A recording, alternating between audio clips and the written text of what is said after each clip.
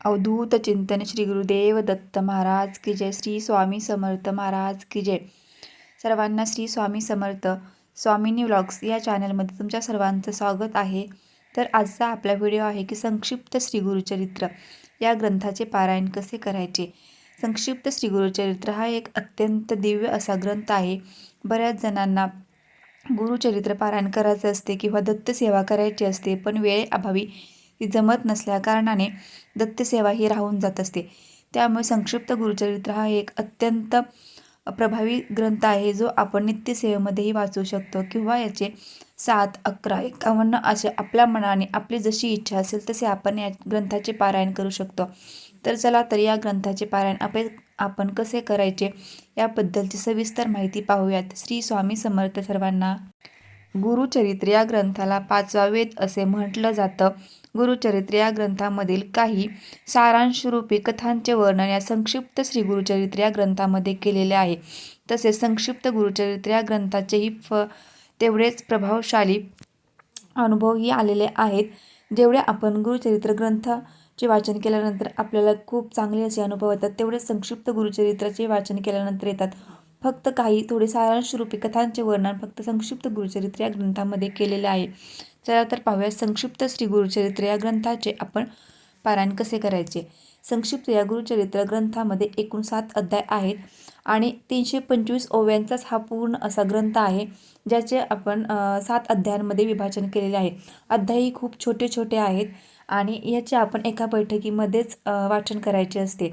आणि ह्या ग्रंथाचे पूर्ण वाचन करण्यास आपल्याला 30 ते 35 मिनिटे हा एवढा वेळ लागत असतो. त्याच्यामुळे आपण रोजही या ग्रंथाचे पाठ करू शकतो किंवा आपल्याला आपली जर अशी यथाशक्ती जर काही इच्छा असेल तर ती इच्छा पूर्ण करण्यासाठीही आपण या ग्रंथाचे पारायण करू शकतो. जर आपण या ग्रंथाचे 7 पारायण करायचे ठरवले तर रोज आपल्याला एक पारायण पूर्ण करायचे असते. आपण 7 दिवसामध्ये साप्ताहिकही या ग्रंथाचे पारायण करू शकतो. संकल्पपूर्वकही या ग्रंथाचे आपण पारायण करू शकतो किंवा रोज नित्य पठणामध्येही ह्या ग्रंथाचे आपण रोज एक पाठ पूर्ण करू शकतो. जर आपल्याला रोज वाचण्यास वेळ नसेल तर दर गुरुवारी आपण या संक्षिप्त श्री गुरुचरित्र या ग्रंथाचे वाचन करू शकतो. त्यानेही खूप असे चमत्कारिक अनुभव येतात. आपण असे 11 गुरुवार किंवा 7 गुरुवार जर आपण स्वामींचे करत असेल तर त्यामध्येही आपण दर गुरुवारी संक्षिप्त श्री गुरुचरित्राचे वाचन करू शकतो. गुरुचरित्र वाचण्यासाठी खूप वेळ लागतो किंवा गुरुचरित्र वाचण्यासाठी खूप काही नियम आहेत, पण दत्तसेवा ही खूप मनापासून करायची इच्छा आहे किंवा स्वामी सेवाही करायची इच्छा आहे, पण वेळच नाही. त्यांनी आवर्जून संक्षिप्त श्री गुरुचरित्र या ग्रंथाचे पारायण करावे किंवा नित्यसेवेमध्येही वाचन करावे. संक्षिप्त गुरुचरित्र हा खूप छोटा ग्रंथ आहे, पण खूप अत्यंत प्रभावी आणि दिव्य असा हा ग्रंथ आहे. जर आपण संकल्पपूर्वक या ग्रंथाचे पारायण करायचे असेल तर आपल्याकडे संक्षिप्त श्री गुरुचरित्र हा ग्रंथ असलाच पाहिजे आणि दत्त महाराजांचा फोटोही आपल्याकडे असलाच पाहिजे किंवा स्वामी समर्थ महाराजांचाही फोटो आपल्याकडे असलाच पाहिजे. जर आपण नित्यसेवेमध्ये जर वाचत असाल तर मोबाईलमध्येही किंवा PDF काढून वाचलं तरी चालतं, पण ज्यावेळेस आपण यथाशक्ती एखादी इच्छा संकल्पपूर्वक मागत असेल तर त्यासाठी आपल्याकडे संक्षिप्त श्री गुरुचरित्र हा ग्रंथच लागतो आणि दत्त महाराजांचा फोटो. तर आपण संकल्पपूर्वक सेवा करायची असेल तर त्यासाठी आपल्याला पूजा मांडणी करावी लागते. पूजा मांडणी कशी करायची तर चौरंगावरती किंवा पाटावरती पूजा मांडणी करायची आणि त्यावरती स्वामी समर्थ महाराजांचा किंवा दत्त महाराजांचा फोटो ठेवायचा. फोटोसमोर श्री संक्षिप्त गुरुचरित्र या ग्रंथाची पोथी ठेवायची, दिवा लावायचा, अगरबत्ती लावायची, एखादे फूल फळ नैवेद्य म्हणून ठेवायचा किंवा आपण घरामध्ये जो पदार्थ बनवला असेल त्याच्याही नैवेद्य आपण दाखवू शकतो. खडी साखरेचाही नैवेद्य आपण दाखवू शकतो. कलश स्थापनाही करायची असते आणि संकल्पपूर्वक आपण या ग्रंथाचे किती 3, 5, 7, 11 जेवढी आपली इच्छा असेल तेवढे आपण पारायण करणार आहोत असा संकल्प सोडून आपण ग्रंथ वाचण्यास सुरुवात करायची. ग्रंथ वाचन सुरुवात करण्याच्या अगोदर आपल्याला स्वामींची एक माळ श्री स्वामी समर्थ जप करायचा आणि तारक मंत्र म्हणून संक्षिप्त श्री गुरुचरित्र वाचण्यास सुरुवात करायची. अशा प्रकारे आपण संकल्पपूर्वक सेवा करतो त्यावेळेस आपल्याला पूजा मांडणी करून वाचनास सुरुवात करायची आहे आणि वाचन झाल्यानंतर आपल्याला स्वामींची आरती करायची आहे. संक्षिप्त श्री गुरुचरित्र या ग्रंथाचे वाचन आपण कधीही करू शकतो, सकाळी, संध्याकाळी, दुपारी. फक्त दुपारी 12 ते 12:30 या दरम्यान आपण या ग्रंथाचे वाचन करू शकत नाही, कारण की दत्त महाराजांची ती भिक्षेची वेळ असते. त्यामुळे 12 ते 12:30 ची वेळ सोडून आपण कधीही या ग्रंथाचे वाचन करू शकतो. पहाटे वाचन केले तर अतिउत्तम, पण पहाटे जर वाचायला जमत नसेल तर आपण कधीही वाचू शकतो. जसं की गुरुचरित्र वाचण्यासाठी आपण पहाटे 3 ते दुपारी 4 पर्यंतची वेळ असते. तसं संक्षिप्त श्री गुरुचरित्र या ग्रंथाचे वाचन आपण कधीही करू शकतो. फक्त दुपारी 12 ते 12:30 ची वेळ फक्त वाचायची नसते. बाकी आपण इतर वेळेस कधीही वाचू शकतो. पण ज्यावेळेस संकल्पपूर्वक सेवा करतो त्यावेळेस पहिल्या दिवशी ज्यावेळेस आपण वाचन केले आहे 7ही दिवस तेच वेळ पाहिजे असते वाचनासाठी. अशा प्रकारे पहिल्या दिवशी जे वेळेत आपण वाचतो तीच वेळ कंटिन्यू पारायणाच्या समाप्तीपर्यंत तीच वेळ ठेवायची. पारायणाचे उद्यापन कसे करायचे तर समाप्तीच्या दिवशी आपण 5-7 बालक म्हणजे लहान मुलांनाही जेवू घालू शकतो किंवा एखादे सवाष्ण स्त्रीचीही खणनारळाने ओटी भरून त्यांनाही जीव घालू शकतो. म्हणजे आपली जशी यथाशक्ती इच्छा असेल तसे आपण अन्नदानही करायचं.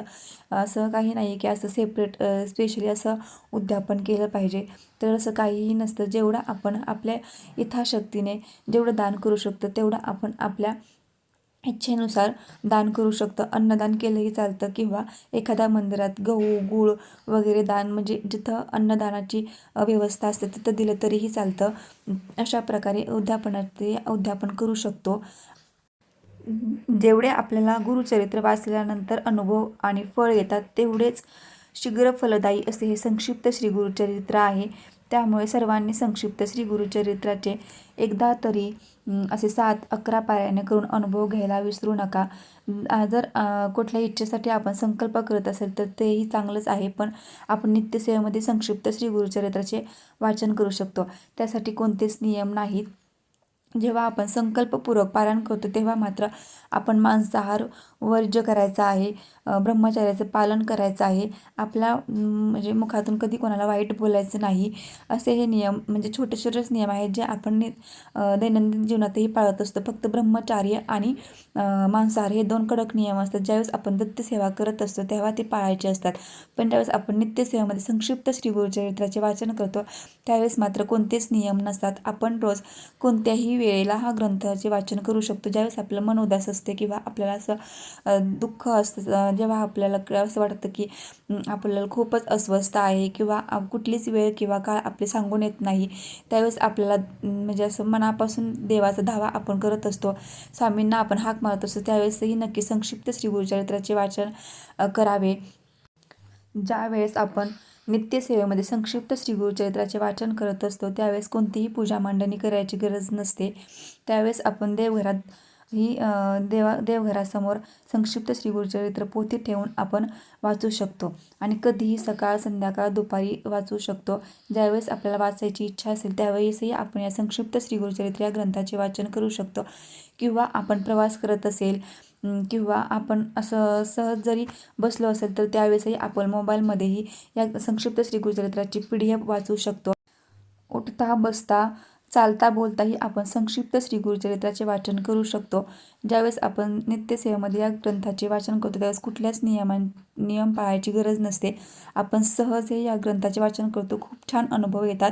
असं काही नाही की जेव्हा आपण संकल्पपूर्वक सेवा करतो तेव्हाच चांगले अनुभव येतात, पण ज्यावेळेस आपण सहज कुठलीही इच्छा किंवा काहीही न मागता ज्यावेळेस आपण मनापासून संक्षिप्त श्री गुरुचरित्राचे वाचन करत असतो त्यावेळेसही आपल्या अनपेक्षितपणे आपल्याला खूप काही गोष्टी अशा मिळून जातात की ज्याचा आपण कधी विचारही केलेला नसतो. अशा प्रकारे संक्षिप्त गुरुचरित्राचे खूप छान असे अनुभव आहेत की जे वाचल्याने आपल्या मनाचाही आपण कधी विचारही केला नसतो की ही गोष्ट आपल्याला मिळेल किंवा मिळू शकते. ज्या कुठल्याही अशा गोष्टी असतात की ज्या आपण कधी विचारच केला नसतो त्याही आपल्याला मिळतात. या ग्रंथाचे वाचन कोणीही करू शकतं. स्त्री पुरुष लहान मुली सर्वजण या ग्रंथाचे वाचन करू शकतात. चरित्रामध्येच बघा एक ओळ आहे की मन असता पवित्र सदाकाळ वाचावे श्री गुरुचरित्र. त्याचप्रमाणे आपण कधीही संक्षिप्त श्री गुरुचरित्राचे वाचन करू शकतो. ज्यावेळेस आपल्याला गुरुचरित्र वाचायची खूप इच्छा असते, दत्तसेवाही करावीशी वाटते, पण वेळेअभावी धावपळीच्या जीवनामध्ये आपल्याला ते करायला जमत नसेल आणि त्यावेळेस आपण नक्की संक्षिप्त श्री गुरुचरित्राचे पारायण करू शकतो. आता मार्गशीर्ष महिना येत आहे, दत्त जयंती येत आहे, तर आपण त्या निमित्तानेही 11, 108, 21 संक्षिप्त श्री गुरुचरित्राचेही पारायण करू शकतो. आता दत्त जयंतीनिमित्तही आपण संकल्पपूर्वक आपली जर काही एखादी इच्छा असेल तर त्या इच्छेसाठी आपण 7, 21, 11, 51, 108 या संक्षिप्त श्री गुरुचरित्र ग्रंथाचे पारायण आपण करू शकतो किंवा नित्यसेवेमध्येही आपण रोज एक पाठ म्हटलं तर संक्षिप्त श्री गुरुचरित्राचे आपण वाचू शकतो. फक्त या ग्रंथाचे एका बैठकीमध्ये 7 अध्याय आपल्याला पूर्ण करायचे असतात. आता 2 वाचले किंवा नंतर 2 वाचू असे नाही जमत. त्यासाठी आपल्याला एका बैठकीमध्ये 7 अध्याय पूर्णपणे वाचायचे असतात. ज्यावेळेस आपण संकल्पपूर्वक सेवा करतो किंवा नित्यसेवेमध्येही आपण एका बैठकीमध्येच 7 अध्याय पूर्ण करायचे असतात. त्यासाठी फक्त 30 ते 35 मिनिटे एवढा वेळ लागतो. जर आपले वाचण्याची स्पीड कमी असेल तर जास्तीत जास्त पाऊण तास एवढा वेळ लागतो. अशा प्रकारे खूप असा छोटा हा ग्रंथ आहे, पण दिव्य असा ग्रंथ आहे, ज्यामुळे खूप असे छान अनुभव आलेले आहेत आणि खूप अनुभव येतात. तुम्ही या ग्रंथाचे पारायण करून खूप छान अनुभव घ्या. फक्त नित्यसेवेमध्ये या ग्रंथाचे वाचन करताना मांसाहार करून या ग्रंथाचे वाचन कधीच करू नका. ज्या दिवशी तुम्ही मांसाहार करणार आहात त्या दिवशी या ग्रंथाचे वाचन करू नका. नित्यसेवेमध्ये वाचन करताना फक्त हा एवढाच मांसाहाराचा नियम आहे, तोच फक्त पाळला पाहिजे. असा हा फक्त एकच नियम आहे, बाकी कोणतेच नियम नाहीत. नाहीतर आपण कधीही संक्षिप्त श्री गुरुचरित्र या ग्रंथाचे वाचन करू शकतो. श्री स्वामी समर्थ सर्वांना. अवधूत चिंतन श्री गुरुदेव दत्त महाराज की जय. श्री स्वामी समर्थ महाराज की जय.